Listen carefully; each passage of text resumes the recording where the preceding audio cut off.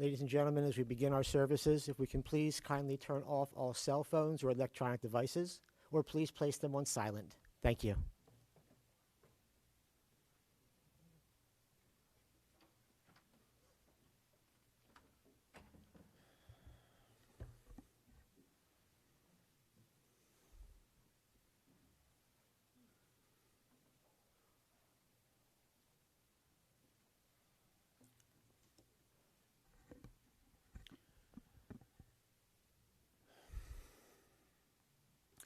We all wish that we did not have to be here today.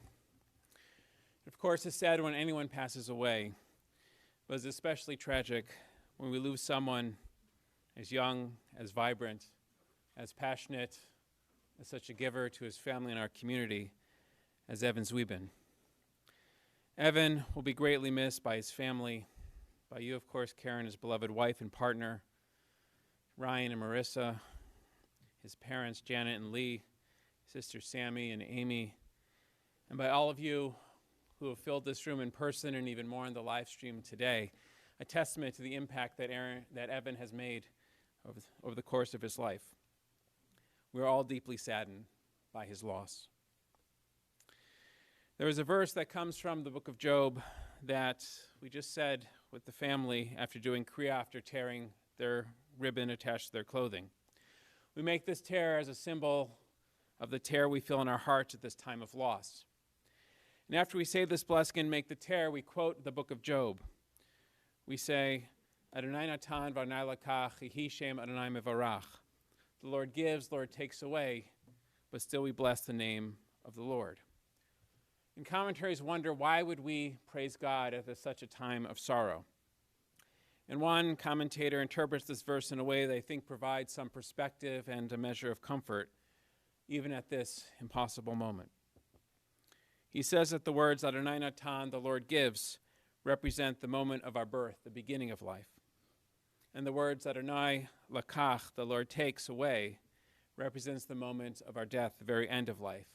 Two moments that we really have no control over. But then those final words, Yehi Shem Adonai Mevarach, where we bless the name of the Lord, is really thanking God for all the years in between, which are the things we can control. We all wish that Evan had more years in between his life's beginning and its end. And yet, we are also so grateful for the years we did get to spend with him, for all of the love, the warmth, the passion, the generosity, the kindness that he brought to so many during his years. Today we honor Evan's life and bring each other some comfort by sharing stories, memories, and acts of kindness and generosity that made Evan's life a blessing. And so we begin our service with Psalms, thus linking his life to our ancient tradition, to the Jewish people, and to the eternity of God. Shir lamalot, esayin el harim, ein yavo Ezri. Ezri mim Adonai, ose shamayim v'aretz. Hayitein lamot raglecha, ayanum shomrecha. Hine lo yanum v'lo yishan shomer Yisrael. Adonai shomrecha, Adonai silcha yad yaminecha. Yomam hashemesh lo yakeka ve'areach b'layla.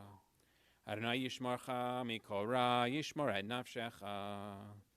Adonai yishmor seitcha voecha, me'ata ve'ad olam. I lift my eyes to the mountains, from where will my help come? This is a question the psalmist asked thousands of years ago, perhaps at a time of sorrow like this one. And here was his answer. My help comes from Adonai our God, maker of heaven and earth. God will not let your foot give way, your guardian will not slumber. For the guardian of Israel neither slumbers nor sleeps. Adonai is your protection, a guardian at your right hand. By day the sun will not strike you, nor the moon by night. Adonai will guard you from harm and guard your soul. For Adonai guards your going out and coming in, now and forever. Mizmor LeDavid. Adonai roi lo echsar. Bino deshe yarbitzena me menachoti nahaleni. Nafshi shovev yancheni b'maglei tzedek leman shemo. Gam ki elech begei salmavet lo irara ki ata imadi. Shiftecha mishantecha hemei nachamuni. Taroch lefanai sholcha neged sorarai. Dishanta v'Hashemen roshi kosi revaya. Ach tov yerdefuni b'chesed koyamei chayai. B'shavtu v'veit Adonai leorech yamim. Those were the Hebrew words of Psalm 23, which is known as the Shepherd's Psalm because it guides us through difficult moments like this one. And I invite you, if you'd like, to join me as we recite it in English. The Lord is my shepherd, I shall not want. He maketh me to lie down in green pastures. He leadeth me beside the still waters. He restoreth my soul. He guideth me in straight paths for his name's sake. Yea, though I walk through the valley of the shadow of death, I will fear no evil, for thou art with me. Thy rod and thy staff, they comfort me. Thou preparest a table before me in the presence of mine enemies. Thou hast anointed my head with oil, my cup runneth over. Surely goodness and mercy shall follow me all the days of my life, and I shall dwell in the house of the Lord forever. We learn at the very beginning of the Torah in the book of Bereshit, the book of Genesis, that when a loved one passes away, members of the family and dear friends who are like family, and Evan was good at making everyone feel like family, come forward to share words of memory and eulogy. And as that ancient tradition will continue here today, as first we'll call upon Evan's sister Sammy, and then his dear friends, Jason Wolf and Jason Fox, and then Aaron Yaffa, and then Karen and Marissa. Sammy.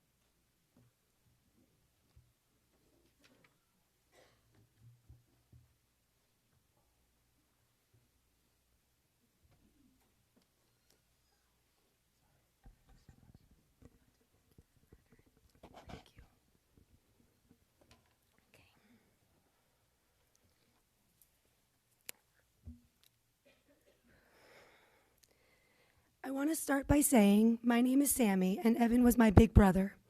But more than that, he was my first friend.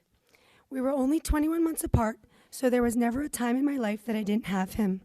He was my protector, my constant. When we were kids, we played Nintendo in the basement for hours. We rode the camp bus together for over a decade. And when we got older and he got his license, he suddenly became my ride to high school. I will never forget the first day he got his license. He was so excited just to drive. He said, "Get in." Then we ended up at Diane's Water Ice, of course. We also spent a lot of time playing WWF wrestling. Rules made by Evan. For those of you not born in the 1980s, that was a big deal. We would wrestle for the championship belt or for the honor of sleeping with the WrestleMania stuffed doll.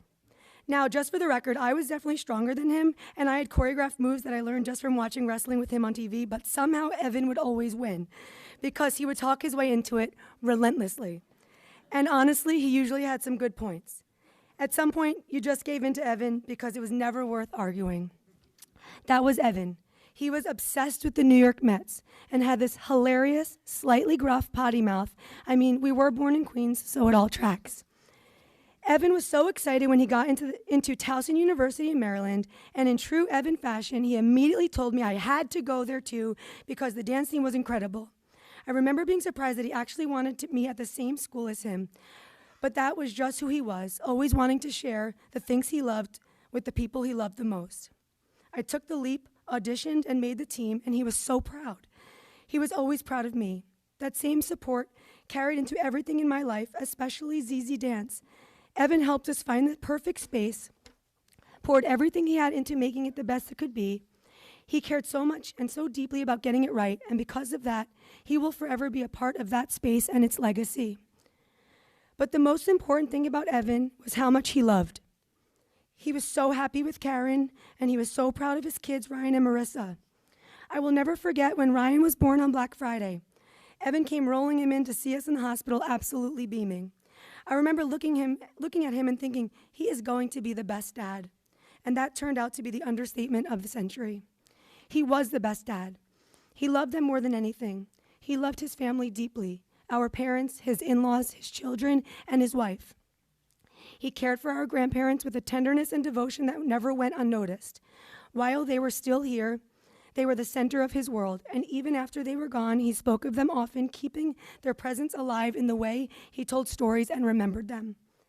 When he was first diagnosed with cancer, which was only January 9th of this year, and was on a lot of meds in the hospital, he told Amy and me that he saw our grandparents in what he called a hallucination. That has stayed with me. It brings me comfort now, believing that he is with them again, laughing with them the way he always did. That's how I will picture him every day. My parents were so proud of him. They raised a mensch, and for those of you who don't know, a mensch is someone of integrity, honor, and character. Someone decent, kind, responsible, a stand-up person.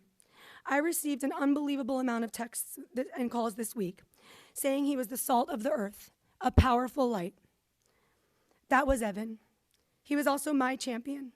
When I told him I was done dating men because I met a woman, he definitely had some very Evan questions, which I will respectfully not repeat here.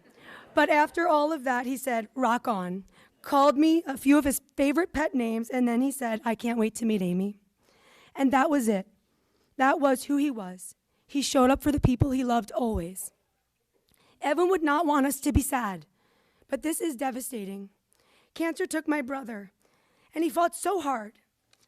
The day he was diagnosed, he called me while Amy and I were home in LA and said, I have cancer, but I don't want you to be scared. I'm going to fight for my life. And he did. For not quite 2.5 months, he did everything he could to survive. And the whole time, he was still worrying about everyone else. Even at the end, through all of his pain, during our last phone call together, he asked me to make sure Mom and Dad were okay. So many people prayed for Evan from everywhere, every religion, every belief. We now have rosaries, prayer cards, Buddhas, coins, blessings, people from all walks of life praying for him. And when he passed, I remember thinking, how could all of that have not worked?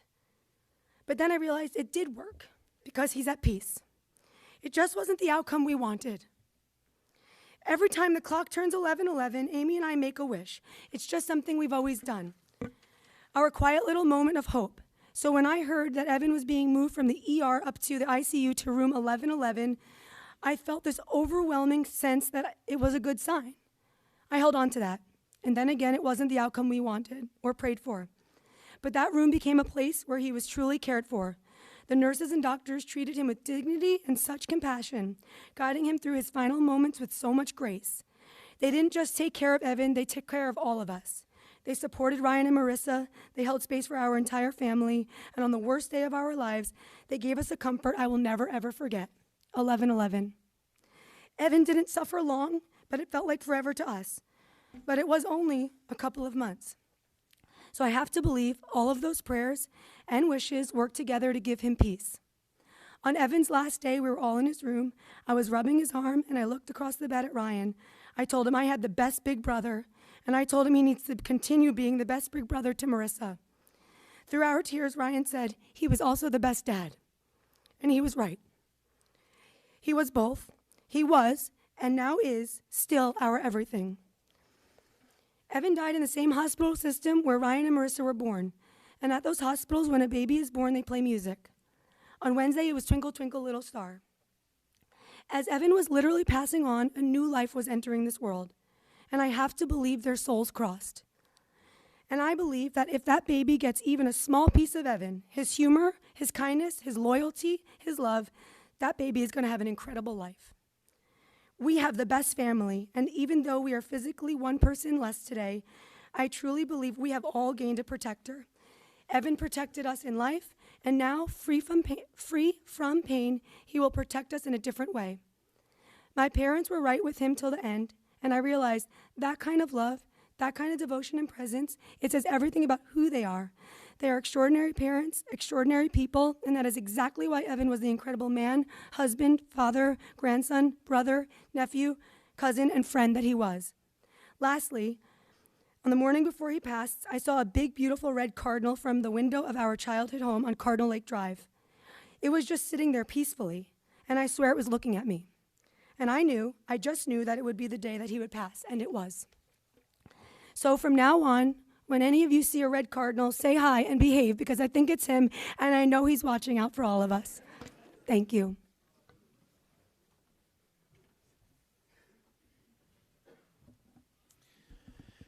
Thank you, Sammy. Now we'll call up Evan's friends, Jason Wolf and Jason Fox.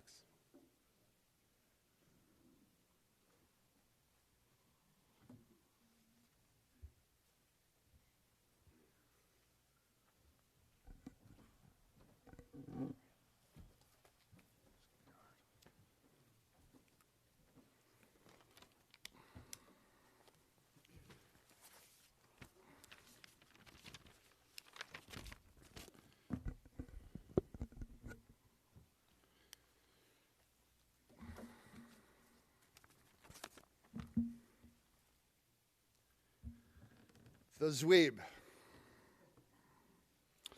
If you knew Evan, you're probably already smiling through the tears just hearing that. And if you didn't, let me help you understand the definition. The Zwebe, a noun, a rare human being who showed up exactly as himself.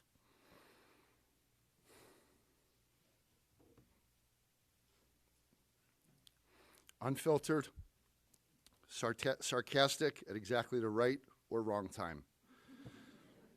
Loyal beyond words, a teammate, a dad first and always, a brother, a son, and a husband. And someone who can make you laugh, no matter the situation. That is the Zwebe. Now, I know this room is heavy. There's a shock, there's a sadness, there's a lot of emotion. So I'm going to do something Evan would absolutely appreciate.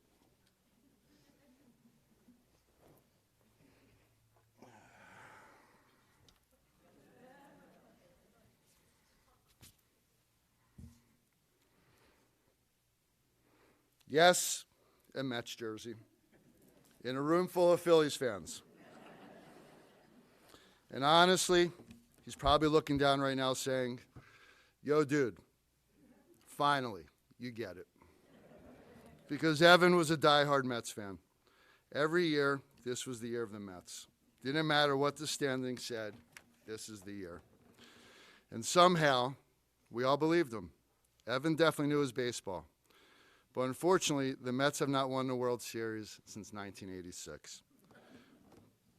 Evan's first dog was named Carter for Gary Carter, the great Mets Hall of Fame catcher and team captain that helped the Mets win that series. The other two current dogs are Mookie and Lucy, for Mookie Wilson and Port St. Lucie, where the Mets currently hold spring training. So, as opening day comes next week, I never thought I'd say this. Go Mets. Go do it for the Zwebe. And honestly, he probably still thinks this is the year, but we all in this room know it won't be. And as I'm looking around this room right now, I know Evan will be thinking, hey, this is great, but where's the Pancheros? Me is hungry. Because for a guy who loved food, his version of fine dining was pretty simple. On the border, Pancheros, anything that just hit the spot. No pretense, no show, was not a fancy guy. If Zwebe was here in this room, he'd probably tap me on the shoulder and say, yo, Wolf, look around this room. We could do some really good recruiting here. Because when you do look around, many here in this room has either done a deal with Evan or tried to beat him on one. And despite being in a competitive business, he brought us all together today. But what I really see when I look around this room is something much bigger.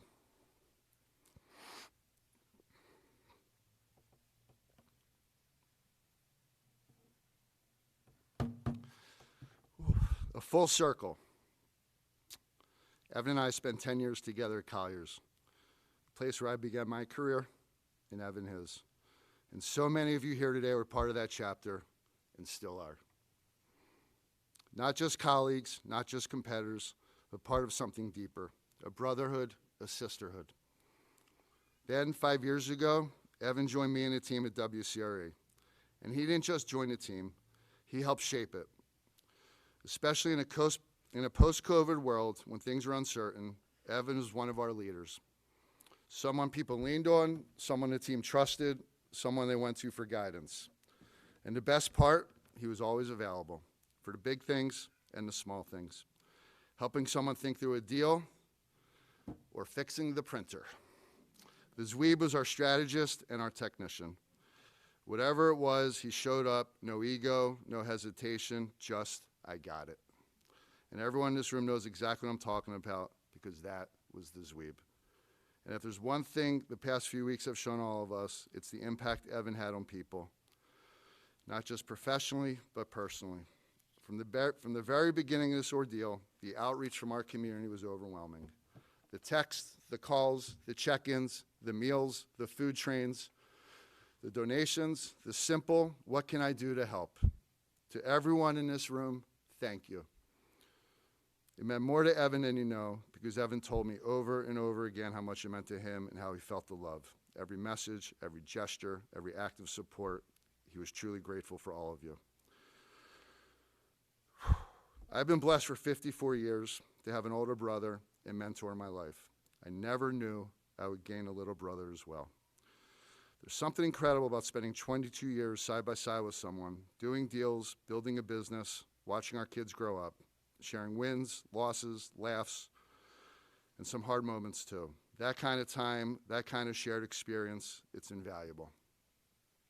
Evan wasn't just my coworker. He wasn't just a teammate. He was my little brother. And we loved each other in our own unique way.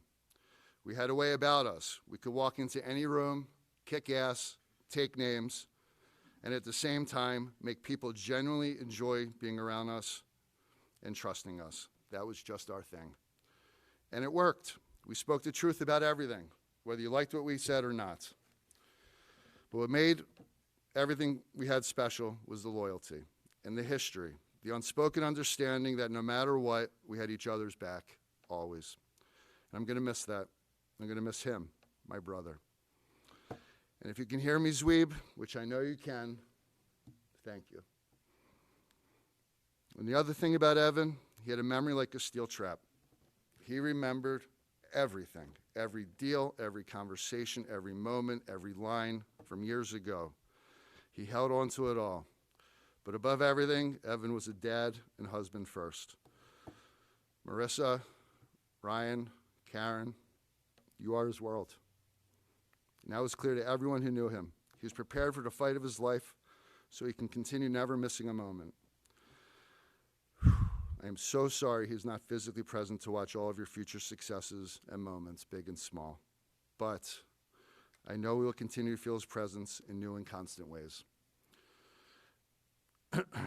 I always talk about Live Your Dash, a famous poem written by Linda Ellis. I also wear it on my wrist every day for about 15 years. The dash is the hyphen between the date you were born and the date you leave this world. The dash is your purpose. The dash is your life. And Evan, he lived his dash. His dash was cut so unbelievably short, but it was well defined by impact and love. He shared with me in recent weeks that he lived with zero regrets. To Karen, to Marissa and Ryan, and to Janet, Lee, Sammy, to the Bronstein family, there are no words, but I want you to know this. You're not alone. Not today, not tomorrow, not ever. One of the greatest things about this community is that people show up, and you have an entire community here of family, friends, colleagues, and classmates who will continue to show up for you, to support you, to lift you, and to walk alongside you in the days, months, and years ahead. The Zweben built that through his commitment to Maccabi, coaching, JCC camps, community leadership, and more. And the community is now here for you. We are going to carry him forward. We will miss him deeply. We will laugh about him often, that's for sure. We will tell his stories forever. Love you, brother.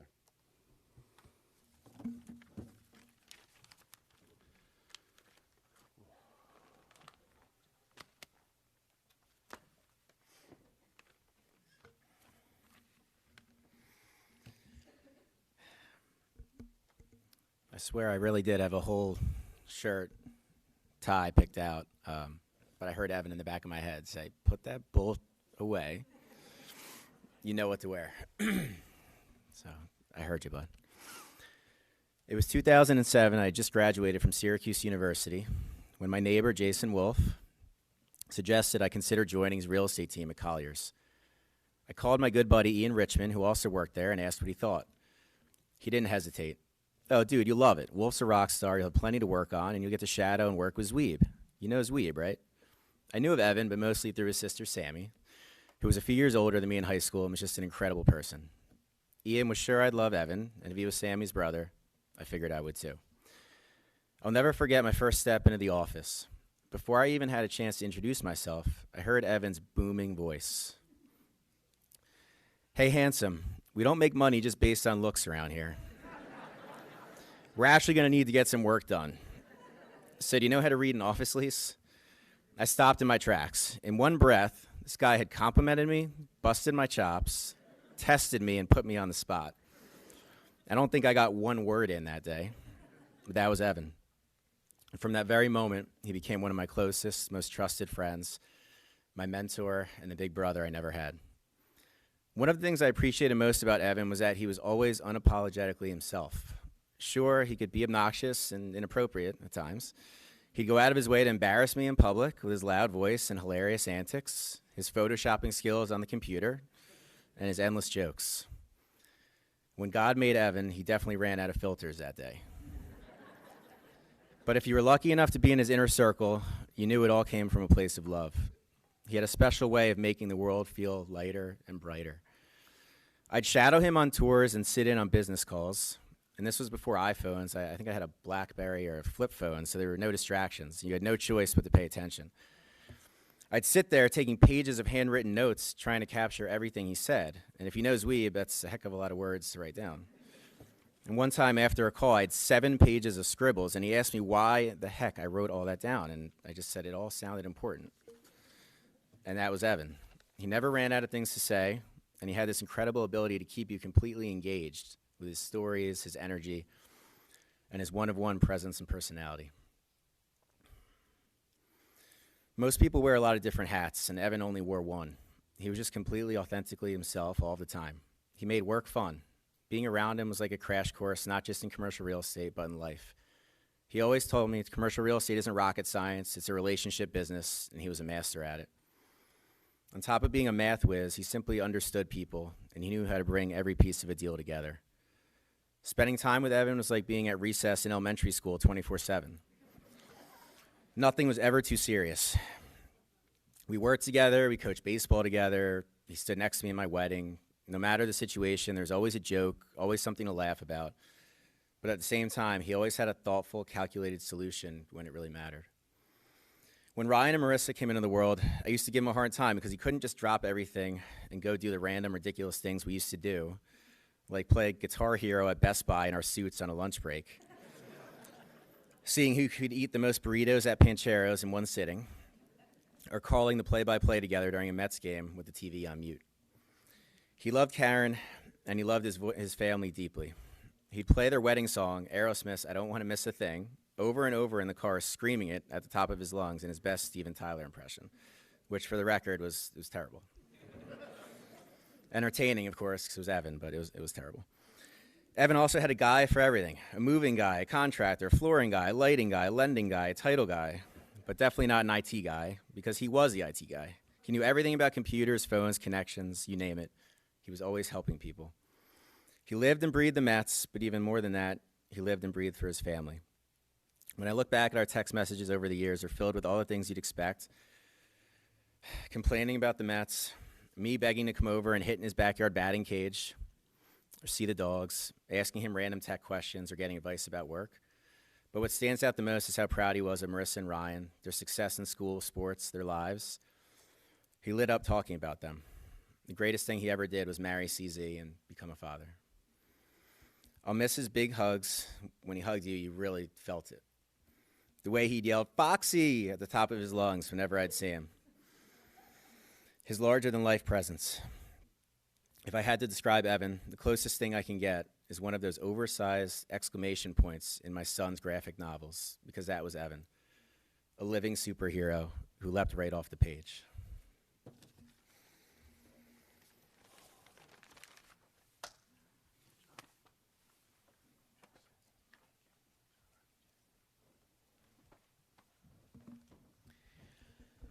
Now we'll call upon Evan's friend, Aaron.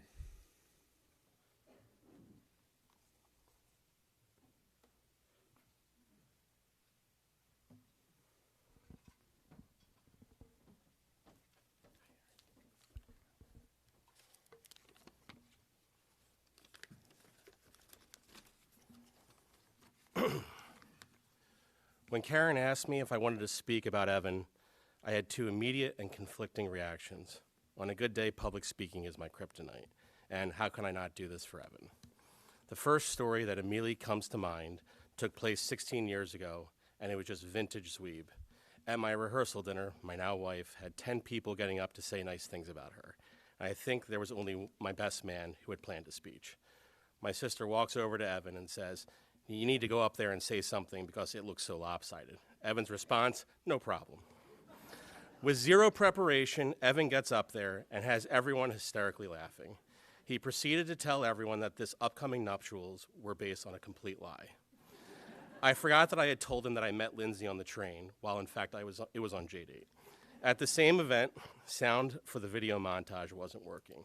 As the wedding planner scrambled, Evan told everyone to chill, and he got to work. Within a few minutes, he had it back up and running. That summed up Evan. He was always there to help you when you needed it, and he always came through. He remained the Yafa tech support hotline. Evan adopted the University of Michigan as his collegiate team to root for, as John Roth and I went there. When they made it to the national title game a few years back, the idea of going to the game without Evan and Ryan was a non-starter. Marissa sealed her seat in Cherry Hill by saying, "Roll Tide to me." He loved nothing more than stirring the pot by telling me, "Guess what Marissa just said?" In addition, a little more than a year ago, when the Eagles made the Super Bowl, we got to celebrate Evan's birthday in style at the game with our sons. Any shared interest, we just wanted to experience it together with our boys. And while these cool experiences were great, Evan was just fun to be around no matter what we were doing. He was my guy. He celebrated your successes as if they were his own. We didn't talk every day or even every week, but Evan, John, and I had a group text that we used almost daily. Whether we were complaining about politics or sending a funny Curb Your Enthusiasm clip, it kept us connected. Every time I landed in Philly, my first text was to my parents, second to Evan and John. When we were together, Evan was the best storyteller. He turned his version into a full production, complete with all of the Zwebe mannerisms. And if you were part of the story, inevitably, you'd give an eye roll at some point. On the plane Friday, in between tears, I just chuckled to myself thinking about it. Ryan and Marissa, he was so proud to be your dad. Ryan, he had so much joy watching you play baseball. He constantly shared videos with John and me. And Marissa, he loved that you didn't take crap from anyone. He would tell me about the lessons he tried to teach you both, and whether he realized it or not, those lessons helped me be a better father to my own kids. I hope you carry them with you always.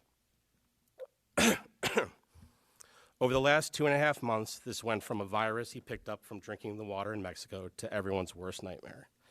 He wanted to see his kids graduate college. He wanted to walk them down the aisle. He said something to me that I'll never forget. I didn't need the wake-up call. I never took life for granted before this. Every time we spoke over the last few months, we told each other we loved each other. Not something either of us ever did previously, and we didn't need to say it out loud to know it. Early into the diagnosis, I sent him a quote known as the Stockdale Paradox, which came from a book I had read. James Stockdale, a POW in Vietnam, stated, "You must never confuse faith that you will prevail in the end, which you can never afford to lose, with the discipline to confront the most brutal facts of your current reality, whatever they might be." He lived by that always, maintaining a positive attitude, insisting he has no other choice. I spoke to Evan last Saturday, and I told him I wanted to fly out this weekend to hang with him. He said, "Sounds phenomenal," and I was excited just to be with him. He never stopped fighting for his family. Karen, you were the love of his life and the rock through all of this. Thank you for everything you did for him. He leaves an enormous hole in my life and the lives of so many here, but I'm incredibly grateful for the memories we shared. I'll never take them for granted.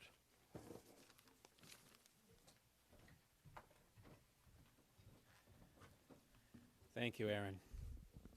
And finally, we'll call up Karen.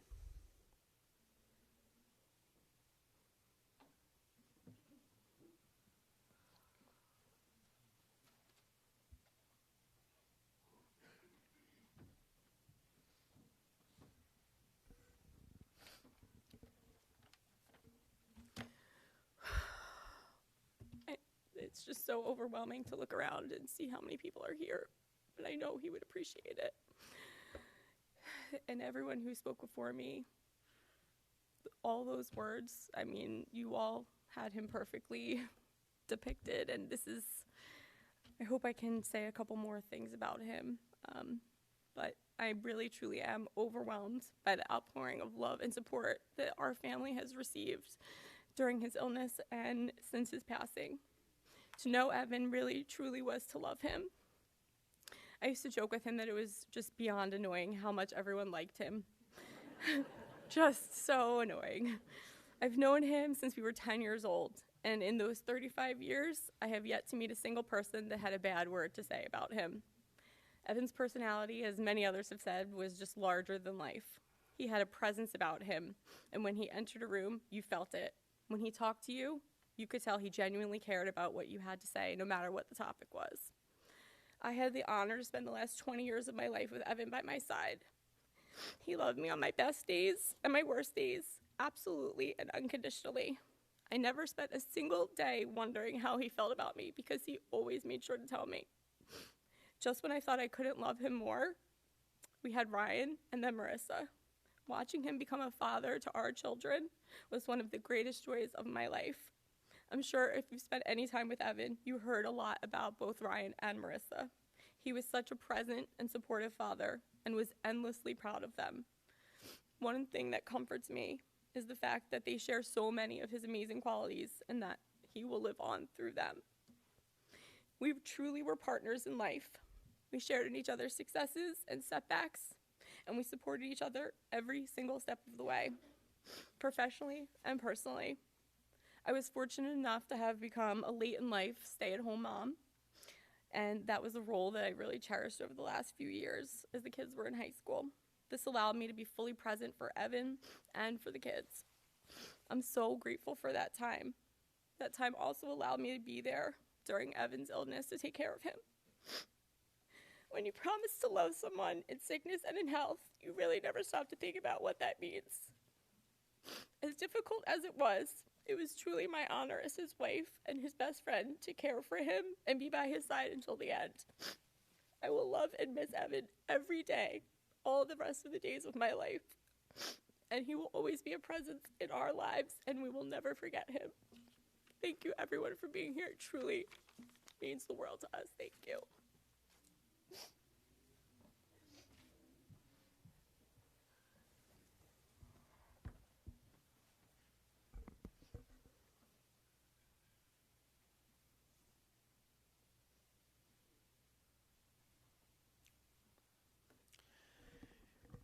Thank you, Karen and Aaron, and Jason and Sammy for sharing those beautiful and moving words about Evan.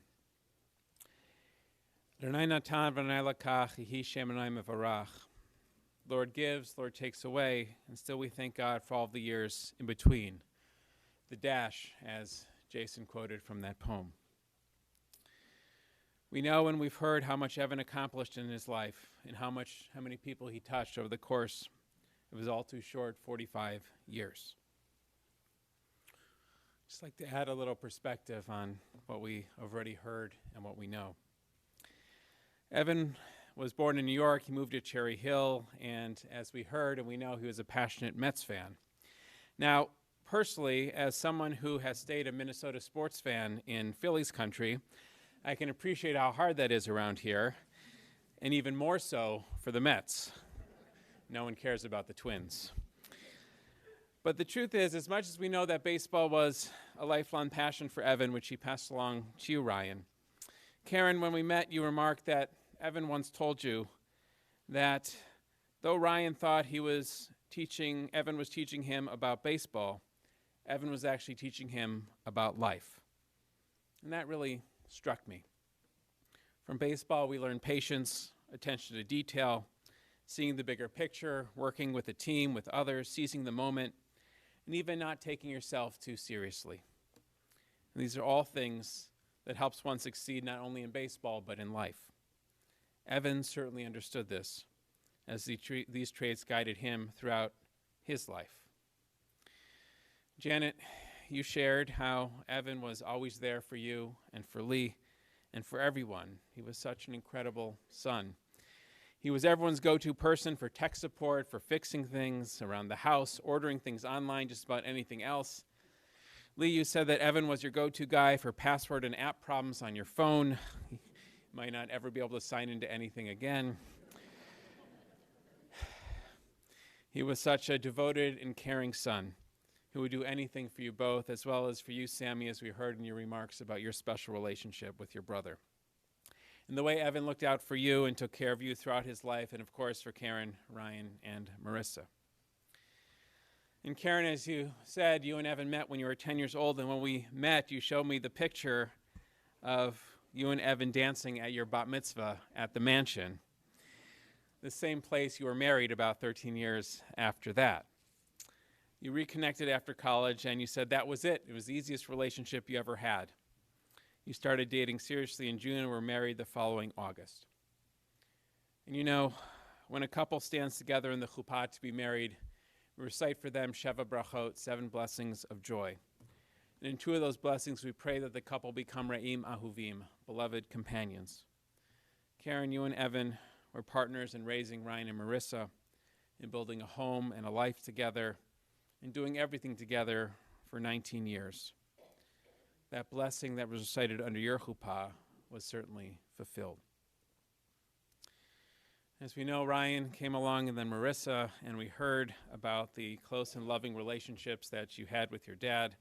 For Ryan, it was often around sports, baseball, of course, but also going to the Michigan championship game, Go Blue, and also to the Super Bowl together. And everyone spoke, Marissa, about how you and your dad shared a great and sarcastic sense of humor in how you made each other laugh. All your dad wanted to do was connect with you both, to make you happy and to give you all the possibilities in the world. And he and your mom did that. And we know that his presence will always be with you, looking down with pride on everything that you will accomplish. In addition to everything he was for his family, a wonderful son, husband, father, brother, uncle, cousin, Evan was also, as we heard, such a wonderful colleague, community leader, and friend. Karen, you said that Evan didn't really have friends. He treated everyone like family. And I think, Jason, you captured well the impact that Evan had on our community. His connection started when he was young. Janet and Lee, you sent him to preschool at the JCC, and he just stayed and connected from there, playing in and doing scoring for basketball leagues, eventually chairing the Maccabi games, and of course, his involvement at JCC camps at Medford. Evan spent summers there as a kid and was a member of the board. He was integral in helping to dedicate Ravi's Bima in memory of Ravi Bloom, Zichrono Livracha, blessed memory. And he also just loved being there on the first day of camp, you told me. And I heard that Sarah and Beth knew to always keep the chocolate eclairs in the freezer for him when he came to visit. Evan also was on the board of the Cherry Hill Atlantic Little League and played in the Men's Club Softball League, which is where I first met Evan many years ago, because he gave it up to Coach Ryan. Because as much as Evan loved being involved in the community and playing sports, family always came first. He attended all of your games and events, and he was always there for you, which led many to joke that Evan didn't actually work. How could he possibly be in so many places and active in so many things at the same time? But the truth is, Evan was able to do that because he knew how to make the most of his days, so he could be with the people who mattered most at the moments that mattered most. But those moments, Evan recognized, didn't have to be a game or a special event or even the Mets. All he needed were the people he cared about. Watching Wheel of Fortune together, where he always solved the puzzles right away. Everyone agreed that he should have been the contestant on the show and not Sammy.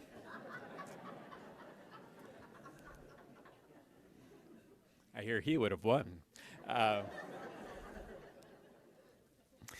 of course, listening to his favorite music, Aerosmith and Pearl Jam, it really didn't matter. What was most important was that everyone was together. And Janet, you shared with me how Evan often said to you, I have the best wife, I have the best family, I love my life. You can't say much more than that for someone who is able to really appreciate and enjoy his blessings. Blessings that too many of us take for granted, but Evan didn't. Thankfully, you had some special time together in Mexico over winter break, which, Karen, you said was such a fun trip before coming back here and finding out about Evan's diagnosis. But even then, Evan's passion for life and his commitment for all of you helped him to face it as best as he could, which he was able to do also because of love and support of his family and from his community, from all of you, but especially from you, Karen. All he wanted, and all everyone hoped for, was that Evan could continue to be here to support and love and care for all of you. He was always thinking about others, and this became even more apparent over these last weeks. And we know that his presence, his lessons, and his legacy will continue to be here and live on with all of you. Adonai natan v'Adonai lakach, yehi Shem Adonai mevarach. Evan understood that what we can control are the years that we get in between our birth and our death. Though we all wish that Evan had many, many more days and years in between, it is because of how he lived those days and years that he did have with us, that Evan made such an impact on so many, and that we know that his memory will always be for a blessing. Please rise for a final prayer.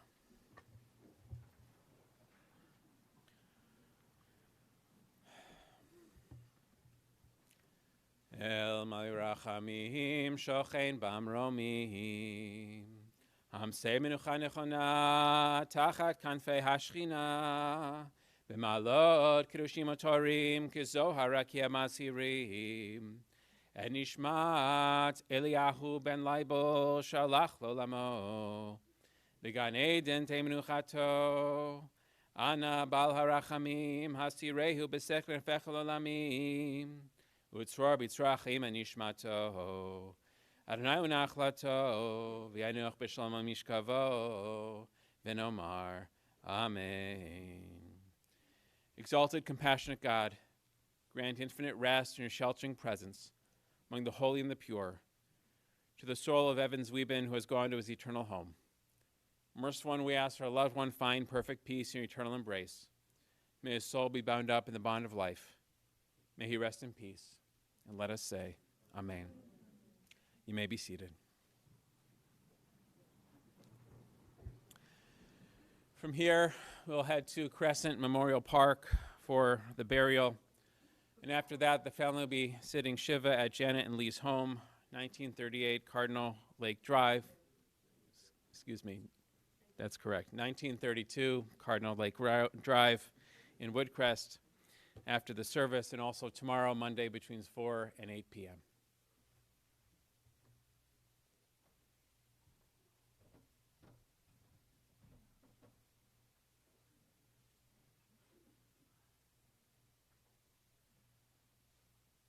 Will the pallbearers please step to the center aisle?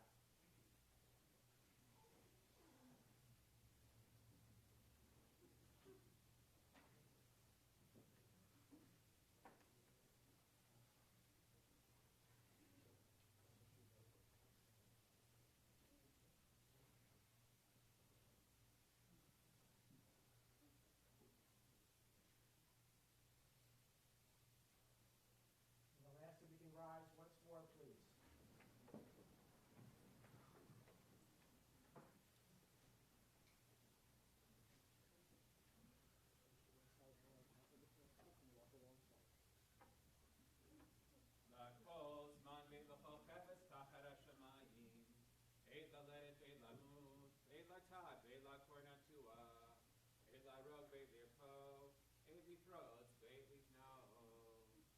A season is set for everything, a time for every experience under heaven. A time to be born and a time to die. A time for planting and a time for uprooting. A time for hurting and a time for healing. A time for tearing down and a time for building up. Hey, Lichot, hey, Lichot, hey, Sefot, hey, Rekot, hey, Lachli, Havani, Meknos, Avani, hey, Lechavok, hey, Lechok, Mechabeh. A time for weeping and a time for laughing. A time for crying and a time for dancing. A time for throwing stones and a time for gathering. A time for embracing and a time for refraining. Hey, Levakesh, hey, Labe, hey, Lishma, hey, Lashli, hey, Likra, hey, Lifor, hey, Lechashot, hey, Lidaber. A time for seeking and a time for losing. A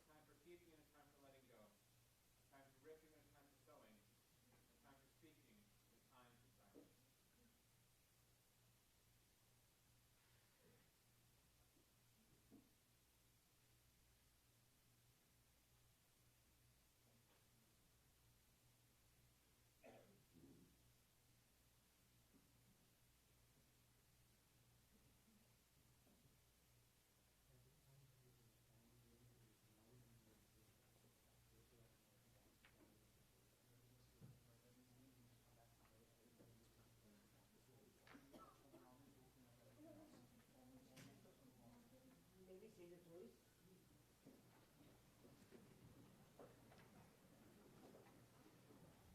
Ladies and gentlemen, those of you who are not parked on the parking lot who would like to go to the cemetery, we're asking that you please line up on East Sham Road. We'll get stickers and directions on your cars, and make sure you're put in line for the cemetery. And those people in the first row here, we can begin to head to our cars. And people in these two rows as well, and begin to head to